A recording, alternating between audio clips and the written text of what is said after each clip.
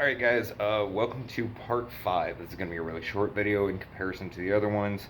We are now outside in the garage in my work area. I do woodworking, I do a bunch of other random stuff. You can actually see some of the woodworking I've done behind me. But the reason we're out here is because this is my other big project build that I'm working on, and I'm actually going to be doing a lot of videos on this one as I move forward so that you can see a stand build, so that you can see, you know, part of the sealing process as well as the entire rest of the build for this one going forward. What this is going to be is actually going to be a 60-gallon cube aquarium. It is 24 inches by 24 inches by 24 inches, and it is actually going to be a African cichlid biotope. It's going to have some African cichlids in there, as well as a few African catfish and maybe a few other species, as long as they can all play well together. That's always the important thing in any community tank. So what we have here is this 60-gallon tank. What you are seeing is, quite frankly, something I am very proud of. You can actually see through this glass. That is a miracle. This was a tank that was listed as being a 90-gallon cube for $20 with a crack in the bottom. I picked it up going, you know what, it's a crack in the bottom, I could probably seal it, let's see what happens. I tried the sealing method where I did a layer of sealant over the crack on the top, sealant on the bottom, laid plexiglass down over the bottom section, and actually sealed around the plexiglass. Now, that is not always a guarantee. That's why I do water tests. I had this out here in the garage, filling it with a hose, and it got about halfway full, and I heard a very loud crash. I was actually inside the house. Just had stepped inside to take a drink of soda, and I heard the crash. Came running out, and approximately 30 gallons were just dumping into my garage. What had happened was that the glass had given way, and I wasn't surprised just due to the size and nature of the crack that existed. So what I did was I stripped off every aspect of this tank.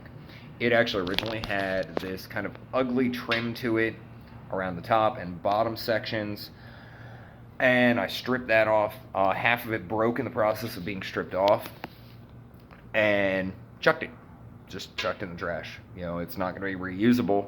So now I'm kind of at ground zero, or back to first base. What the hell am I going to do now? So I very carefully removed all the broken shards of glass, and as you're going to be able to see, there is no top. Oh, okay, there we go. There is no top and no bottom to this tank at the moment. There's a glass company here in town, in Las Vegas, that I can actually buy glass from.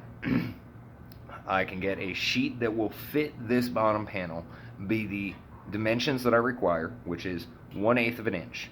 The existing glass here is 1/8 of an inch. The bottom section was 1/8 of an inch, and that is actually appropriately rated for holding 60 gallons of water. And this is going to go from a kind of tacky cube tank with ugly trim to what's known as a European style tank. And that's going to have where I'm going to reattach this, the bottom section. I'm actually going to reattach it here, and I will actually film that for you guys when I get that piece of glass and show you that resealing portion, because I already did go in and strip all the old sealant out. This tank had been sealed once before and resealed again, and resealed very, very badly. You can see my nice clean sealant work here, that I'm quite proud of. So yes, there is my sealant work.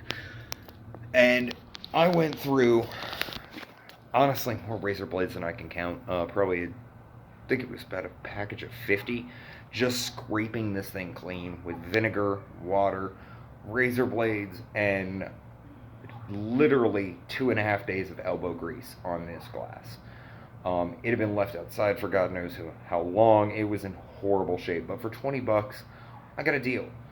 Because once I put the bottom back on and I do a new bracing, which what you're going to see is on this tank, I'm going to actually run bracing on this side, and the opposite side. It may be, maybe not that exact side, but you know what I'm saying. That's going to actually take this tank from something with tacky trim to European style tank. With that, it's going to mean that I'm going to have to do a mat underneath it to help support the weight, but I'm also going to design a stand specifically for this tank.